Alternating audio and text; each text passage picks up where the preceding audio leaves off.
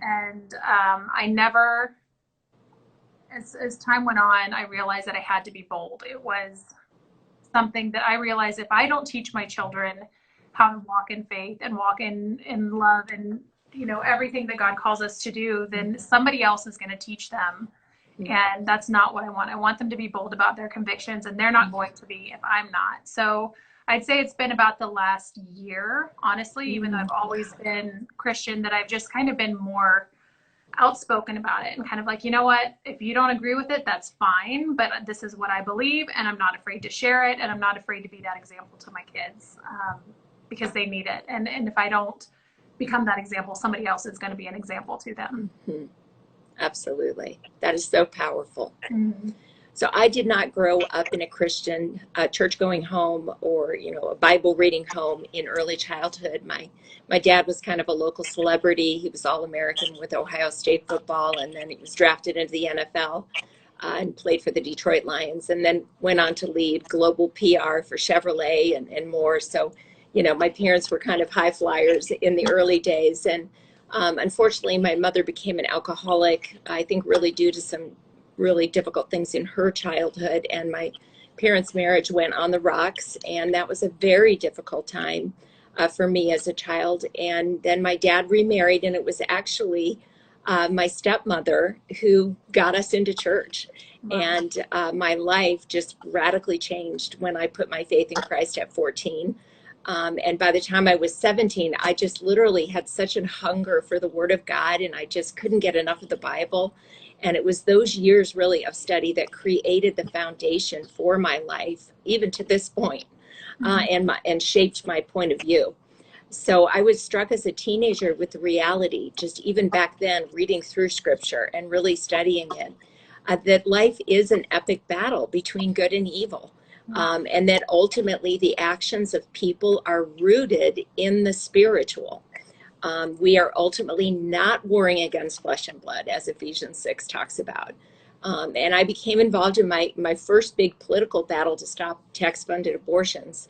And I fueled my soul and my spirit with worship every day on that campaign. And, I just learned that that's where the battle is being waged.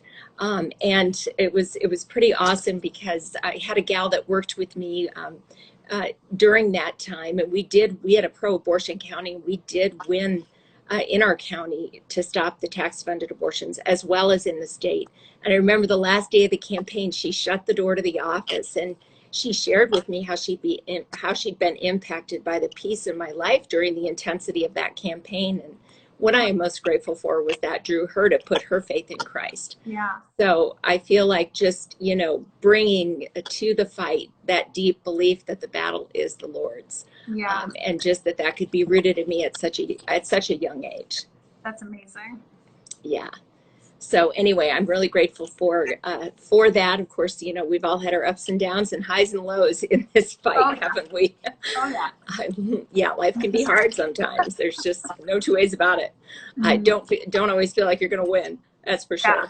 Yeah. So Christine, you and I do believe that, Christians belong in politics, and I'd love to hear your thoughts on that. Yeah. So all of our freedoms that we have are God-given. They are our inherent rights, and the government is responsible for protecting those freedoms and not infringing on them. Yeah. We're all created in the image of God, and we're all inherently valuable. And for me, when I see things like a desire for socialism to start to creep in, it's really alarming. Socialism not only dehumanizes people, but it also threatens their faith. See people of faith persecuted all over the world in socialist countries, especially the ones that almost always end up becoming communist. And people are used and abused and discarded under socialism, and that's something that I consider a direct violation of our freedoms that we were given as sons and daughters of Christ. Evil is very real, and if we don't get involved, it will win by default. So we have to get involved. Otherwise, kind of like I said with my kids, somebody else is going to influence us. If we don't take this opportunity to influence culture, and culture ultimately influences politics, then we're not going to win. And somebody's going to win. And we need to be at the forefront of this battle and fighting for what we know is right and what God tells us is right. I love that. I so agree with that. We share some of the same thoughts. Surprise, surprise. And I believe as well, that Christians should be in politics at some level, right? First, you kind of talked about this, individual liberty and respect for private property. You think about how much private property was considered at the founding of this country, and that was such a radical idea to respect not just what people owned, but what they created, and that was the value of their their individuality, if you will, and that those things come from God. They're given to us by God, not government. And the freedom to express our liberty and to create from our labor is a gift from God that we give to the world. So, as we know, and many of the people listening know, this belief is what led to the Declaration of Independence, the war for independence, and then ultimately the declaration from the oppressive monarch of, England, our Declaration of Independence, and finally our Constitution. So, of course, our country was founded on the idea that individual liberty and the pursuit of our own dreams come from God, not government, that this makes our country unique in the world. We all know the stories. 12 million people alone came through Ellis Island seeking this life that they could only find here. I think it's why we're also just shocked at what's happening right now so quickly. The mindset that seems to be shifting, and how we all do want to fight to keep our republic what it is, our constitutional government. And to fight for those freedoms in the public square is to fight for liberty. So from a biblical worldview perspective, I believe that what we do as believers, when government tries to seek to control our lives, I just want to take a minute to share kind of through the Bible in 2 minutes or less what I see as examples of leaders who cooperated with God to appeal to political leaders to, quote unquote, let his people go. Of course, we have, like Moses did, as he led the Israelites out of Egypt. I don't know about you, but Esther has always been a favorite story of mine. She was brought by God to the throne and successfully influenced the king to save the Jews. So that was very political. And God made sure she was in that position to have that influence. Joseph is a powerful story, raised up as a leader in Egypt, and was used by God to bring great provision to the Jews during a time of famine. In the New Testament, even Paul appealed to Caesar, seeking to change his circumstances. So using the existing channels of government. One of my favorites is when Jesus had to pay a tax and he reached down and took the money out of the mouth of a fish. God provided it for him, right? Yeah. But he paid his taxes. So there is this interesting dynamic between, both cooperating but also fighting for freedoms. The other side of that coin is that God doesn't always intervene to prevent the rise of evil leaders. We know this throughout history, the dictators and the horrific dictators, even just in the 20th century, that have killed multiple millions of people. And it can be a why question for people. Yeah. Why did God allow that, right? So we still see, though, that God does provide for people in the midst of captivity and in the midst of difficulty, even when those leaders are in power for a time. And I think, when I think about it, Jesus really is the greatest example of this, as God the Father allowed his Son to fall into the hands of evil men in order to fulfill his mission as Savior. He had the perfect time in history in which Christ was born. All the circumstance, the stage was set. Yeah. And so even that was used to ultimately fulfill the purpose of God. So our hope, I think, this is my big thing, is my hope isn't in government. I'm not trying to save my country because my country is the ultimate. My ultimate hope is in God. And we're called to, we are called to honor leaders, but we are called to appeal to them and to seek to influence the political environment on behalf of what God's plan would be, but also for the good of people. Yeah. So let me bring that back to you, Christine. You have done some wonderful things for people, and I would like to learn more about that too. I know you've been a real warrior for the unborn, and helping single moms, and share with us some of the ways that you've taken your faith to the fight. Yeah, so I have always, I've really always felt a calling to fight for women and their babies. A lot of it, I kind of grew up with being pro-life. My mom was, she had an unplanned pregnancy when she was 20. She chose life after people had encouraged her to abort. And so I'm here because of it. So that kind of started my pro-life beliefs. And then I had an unplanned pregnancy at 20. When they say you walk in your parents' footsteps, I didn't realize they were going to be like that exact. Right. So I had an unplanned pregnancy at 20 myself, and really was able to kind of walk out those beliefs. And I realized that before I had the pregnancy, I kind of only thought about the baby.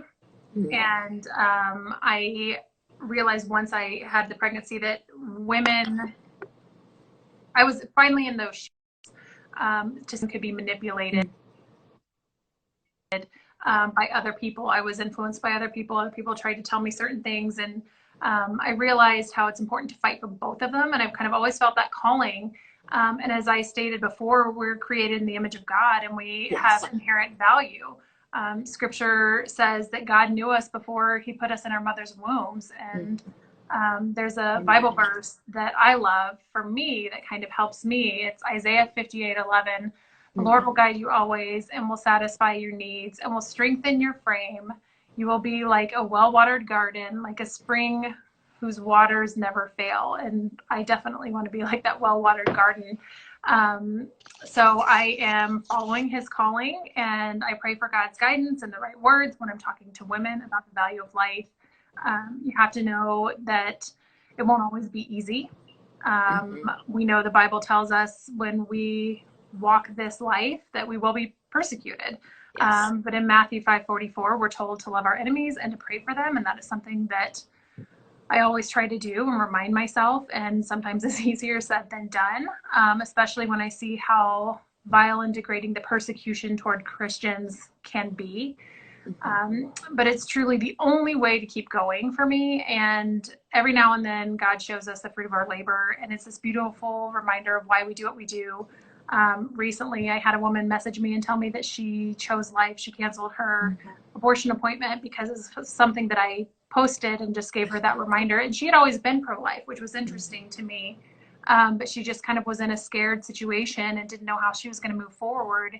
And because of something I posted, she canceled her appointment, and she's going to have a little baby, and she's pregnant now. She's, I believe, 11 weeks. And so seeing the fruits of that labor is kind of like, I consider it, I was trying to figure out how to word it earlier, and it's kind of like a kiss on the forehead from God. Just like, I love what you're doing. Keep going. Here's a little bit of the fruits of your labor, just so you can see what you're doing. Because you don't always know that you're making a difference, especially when the loudest things that you hear is all the persecution. People love to throw negativity at you. You don't always hear the positivity. People don't always tell you the good stuff or brag on the good stuff, but people love to talk about the negative. So you just have to know that you're going to be persecuted, and that means what you're doing is right. And that's kind of how I see it anyway. That is so powerful. I didn't share this, but you and I share our life beginnings. My mother was a teenage. She got pregnant when she was a teenager. She was 17. My dad was 18. And, those were the days when you would have had to driven across several state lines to get an abortion. And so I'm grateful as well that they gave me life. And then Barry and I had the privilege of adopting 2 children.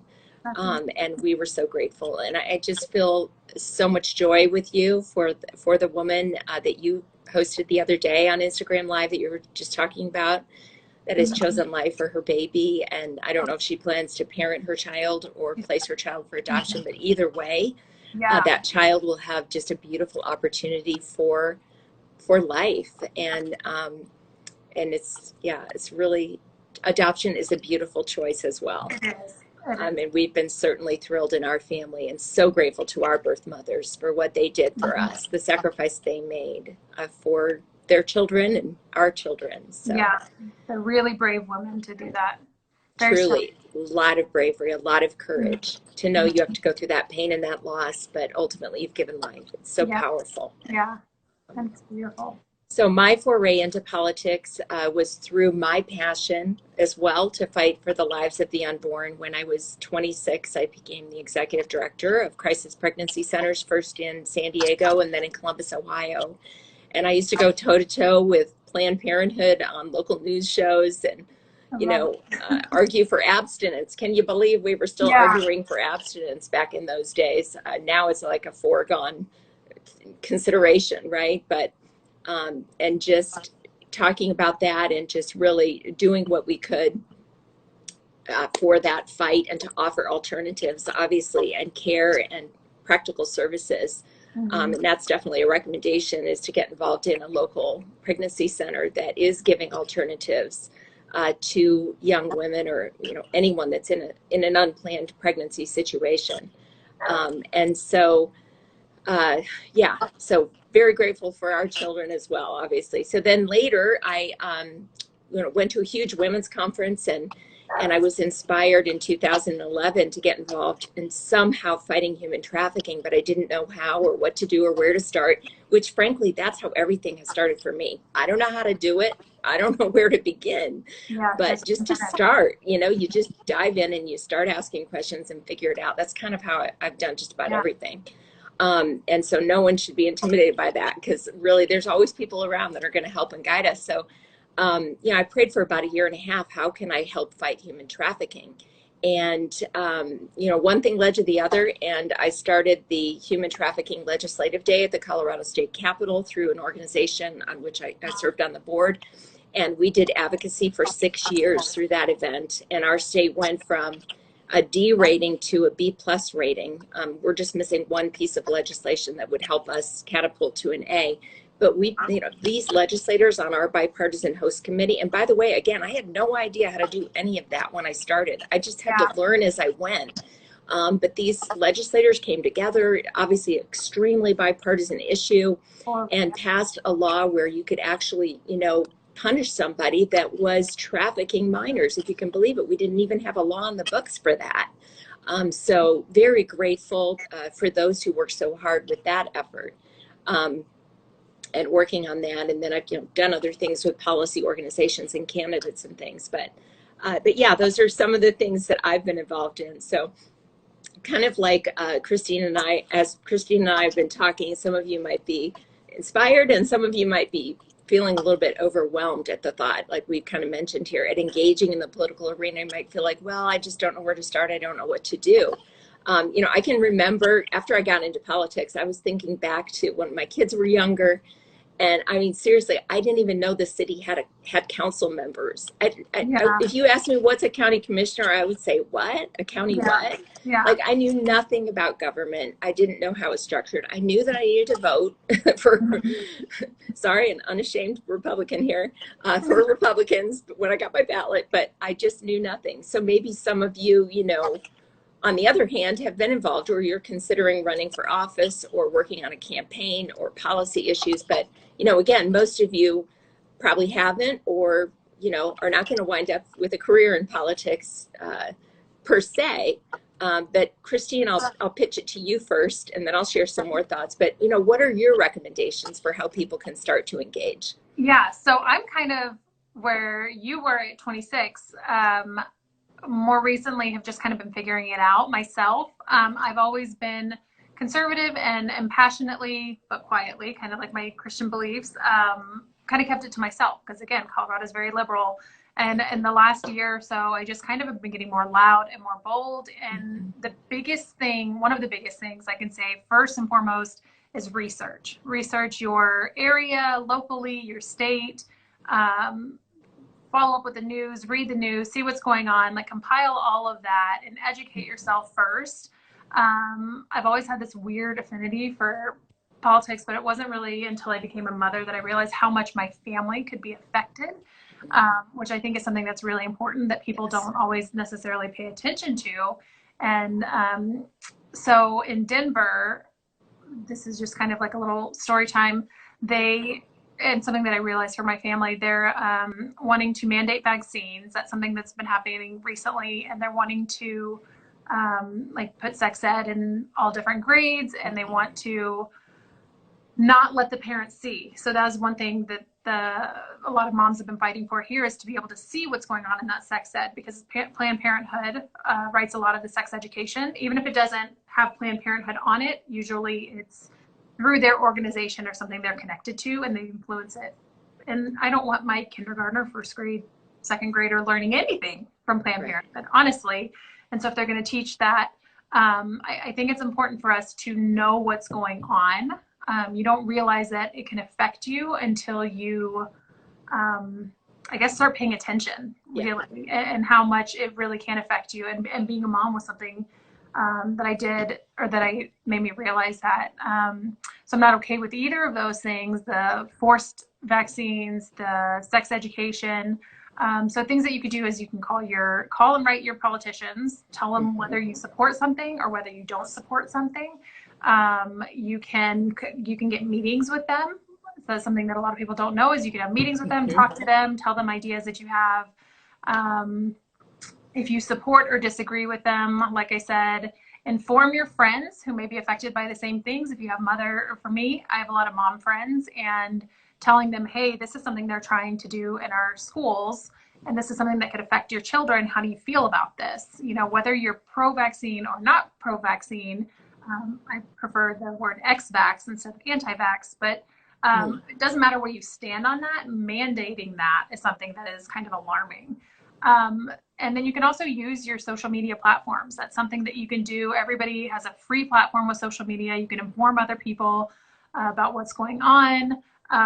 There are organizations like Turning Point in Falkirk that I'm involved with that you can donate to. Sometimes you don't have a lot of extra time to donate, but you still are really passionate about these things, and you really care about pushing these conservative values and beliefs. And so you can donate to those organizations that really do a great job of pushing all of the conservative beliefs and values that we're all so passionate about. And of course, you can always run for office if you are. Yes. If you're really courageous and bold, you can run for office, which I think is really cool, but also kind of scary. Yes. Well, I will just piggyback on that. I just so agree with everything you mentioned. And I also want to mention kind of the elephant in the living room, which frankly, I think is that, you know, some people want to stay out of politics. I hear this a lot because of the tension and the bickering. You know, they might really care. And some of you that are joining us right now, you might feel that way. And I don't blame you, because it can get really vitriolic. I've been pretty much full-time in politics or policy, except for when I was in my 20s, back again now for the last 8 years. And boy, I've seen some crazy stuff when you're really following everything on social media and that type of thing. But here's how I've approached that. I feel like the great thing for us as believers is that we have the Spirit of Christ within us and the power to show kindness and respect toward those we disagree with. So we can actually, like Christine, you mentioned this earlier, just forgiving people, loving people in spite of, you know, the anger and even just the hatefulness sometimes, and modeling that discourse for people. And I've seen it have an effect, and other people I know that do that as well. It does impact the conversation. We're not, you know, I never set out to try to change people. You know, I just try to be faithful to God with the message and with the life, which I'm not perfect, that's for sure. And, you know, leave the rest to God. So practically, some thoughts of getting involved, you know, to get involved, look at things that fit your life. Christine was talking about education and really being aware as a parent. So that's a huge example, whether you're a mom, you know, at this point, or a dad, or you're at the grandparent level. Understand the laws, understand the regulations, go to the school board meetings. If your kids are in the public school system, oh my gosh, go to the school board meetings. Make sure you know the decisions that are being made there at the school board level, but also at the state legislative level. And, you know, there's ways you can figure those things out. Message me, I can give you some tips and stuff like that.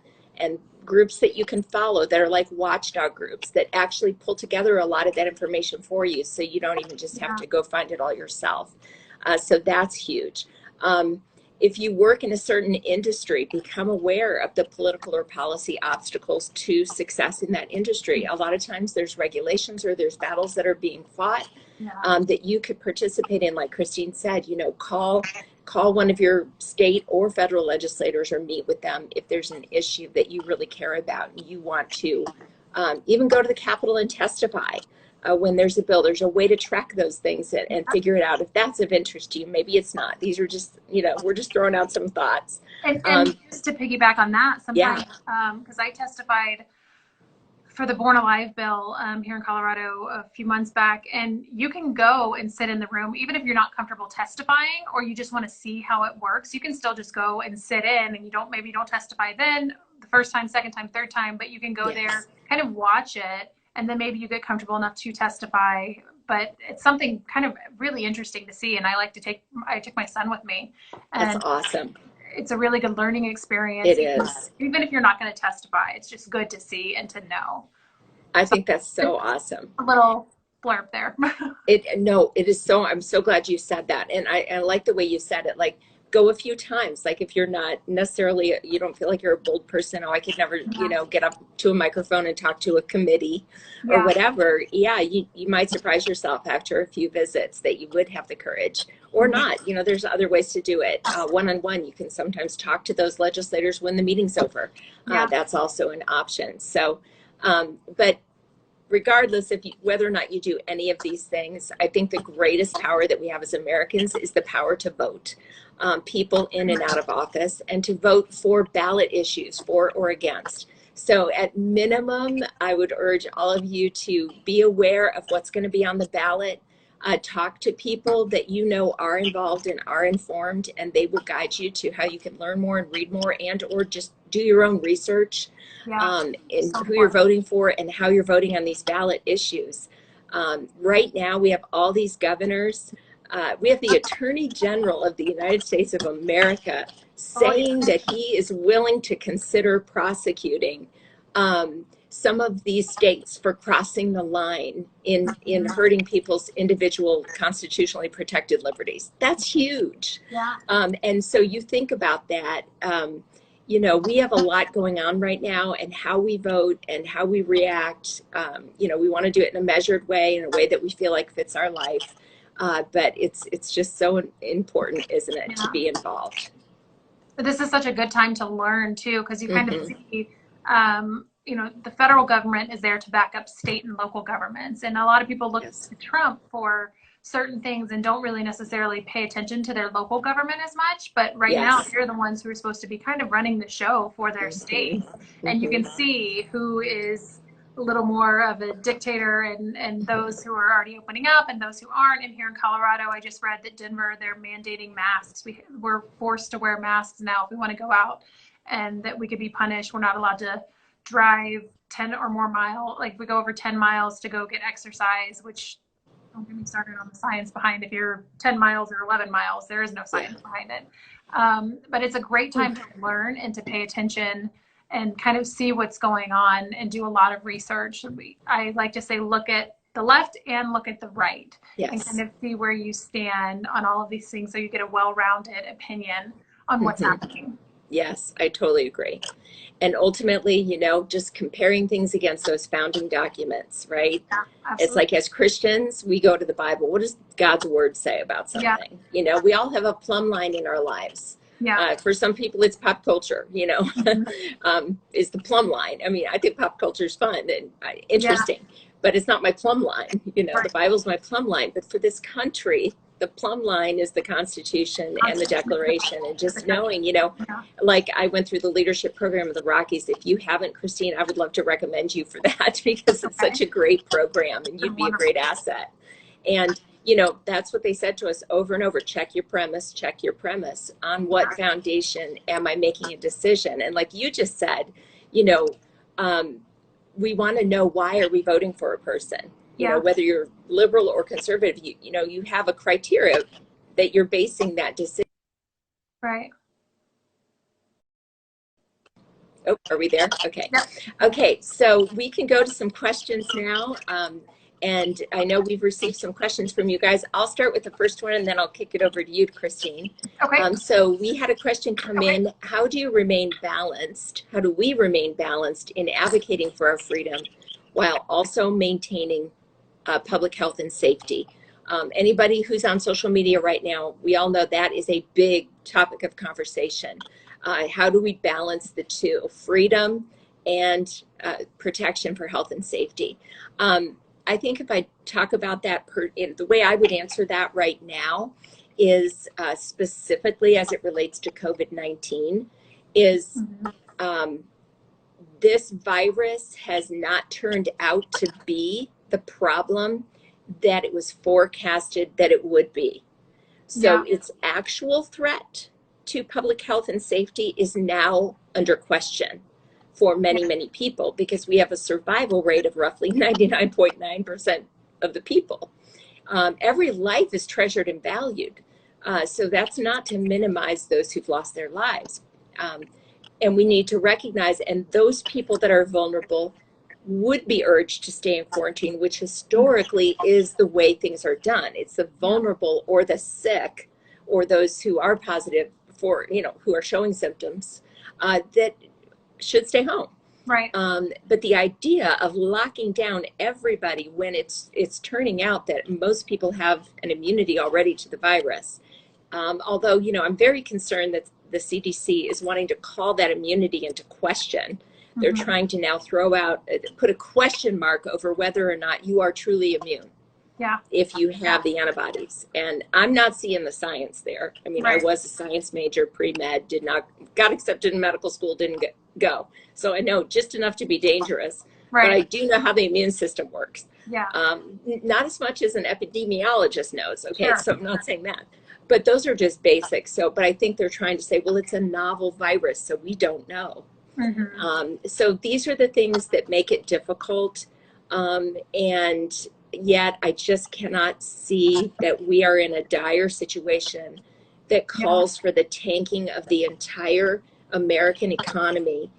And I know it could come back, but there are many, many businesses that are already out for the count. Yeah. Because people don't have the resources to reignite. Even with some government help, they won't be able to continue. And it's very sad that that's had to happen with a virus that did not turn out to be as bad as those who were, guiding said it would be. People that have lost their lives because of the economy. Yes, and that's right. Struggling with mental illness, and there have been suicides that are skyrocketing. Stress-induced heart attacks, all of these things are also happening, and you can't care about these deaths over here and not care about other deaths, whereas their freedom to, earn a living or to be able to go to the doctor to see that their, blood pressure is skyrocketing or that they're close to a heart attack or, all of these things, that their freedoms matter as well. Yes. And their freedoms ultimately tie into their health. Yes, very well said. I got a question. I got a couple of them, and one that I think is kind of a really good one. And somebody asked, can you be a Democrat? Can you be a Christian Democrat, basically? And I think, because I do see this a lot, not as often. Usually Christians are Republican. However, I think it depends on what your convictions are. If you're really walking the Bible, like thou shalt not kill, and God likely, would not agree with abortion. I know he wouldn't agree with abortion. And that's something that you have to vote your convictions. And religious liberty, if you are a Christian, you should care about religious liberty and freedoms. And you can see right now, those are being kind of squashed. Like, people can't assemble. I think I recently saw something, I didn't read the article, but I saw the headline. They're trying to ban certain hymns. You're not allowed. They're trying to control what kind of worship you can have in a live stream service. Like, you can't sing because this is a certain county. If you're singing, you can be spreading the virus. Oh my goodness. Which is I had not seen that. That's intense. And it's in a live stream. So if you're a Christian and you truly care about your religious freedoms, look at what the mayors and governors and, like you said, county commissioners, all of these people are doing, how they're voting. and see how that really lines up with what you believe as a Christian. Yes. That's very well put. I don't want to say yes or no, but to me, yes, right. I think that's a good formula, though. I like the way you've posed that, because we aren't here to tell people those things, but to give food for thought. Right. Here's a good way to approach thinking about that. I think is really smart. So let's see here. I think just hearing from someone just about the quarantine, feeling very overwhelmed, and just wondering for leaders, which I don't know if I can speak to this or not, but do we feel that it's hard for leaders, and possibly they mean our elected officials, because they just said leaders, to share how they're struggling, whether it's spiritually, psychologically, physiologically, or whatever. I don't know if I can really speak to that, but I do know that people that I just have run into, or that I interact with, that are otherwise, very strong people, very capable people, that, they're just kind of going crazy and feeling like, how difficult it is. And so we'll bring Christine back in here. And we'll be wrapping this up pretty soon. So grateful for all of you guys here. Okay, there you are. But yeah, I think the short answer is that my guess would be this is difficult for everybody. As I've just watched the news, as we all have, or most of us have. I know we can get tired of it too, but we just know this has to be a struggle for every person to be so hindered in their freedoms. Absolutely. Do you have any more questions, Christine? So I get a lot of pro-life stuff because that's what I'm most vocal about. Somebody says, do you think Roe will overturn? That's a great question. And another reason that it's really important to follow politics and to vote your convictions, if that's something that is of concern to you. I know Ruth Bader Ginsburg is not going to be around forever, and the Supreme Court has this decision ultimately, and who gets appointed next is a really, really big deal, and kind of why that's why there was such an uproar about Kavanaugh, and it wasn't really about Christine Blasey Ford, it was about Roe. And so it's really important to kind of look into that and see who's going to vote your convictions, really. What Trump is going to do, who Trump would put in. He'd put a conservative person in there, and there's the potential for it to be turned. If Biden wins, or a Democrat wins, then likely not. That kind of would probably be the end of that. So I say just do a lot of research, and if that's something that's really, really important to you, then you do need to vote conservative. Even if you don't like Trump, he is very pro-life, and he's doing the most of any president. And regardless of what he says, how he acts, look at his track record, look at how he votes, the policies, all of that kind of thing. They line up pretty in line with some of the most pro-life people. I totally agree, and I support our president. And we'll just wrap it up with that, on that note, that no politician, no elected official is perfect. And like Christine was mentioning, take a look at their policies, what they stand for, what they have courage for, what they'll vote for and support, and vote on that. Vote on those principles that uphold life and liberty and the pursuit of happiness, and do the best to protect our freedoms as a people. And again, no one's going to be perfect even on that.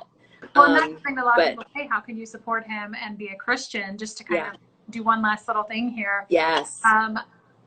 Trump is not God. We don't worship Trump. We worship God. But he is putting a lot of policies into place that are in line with what we believe, and that are conservative beliefs. And I think that that's something, when people say that, you say we don't worship Trump. We support his decisions and what he's doing. Not correct sometimes, but we worship God first and foremost. Trump is kind of just making that easier for us, especially with the religious freedoms and everything that we've seen, how close we are to those being snatched away right now. That's right. I totally agree with that. It's not, we're not electing a pastor. We're Yeah. electing a Yeah. political leader. And Amen. like you said, that's right. Um, and in a way, it's neither here nor there. Yeah. And it's what they're supporting related to our freedoms. And that First Amendment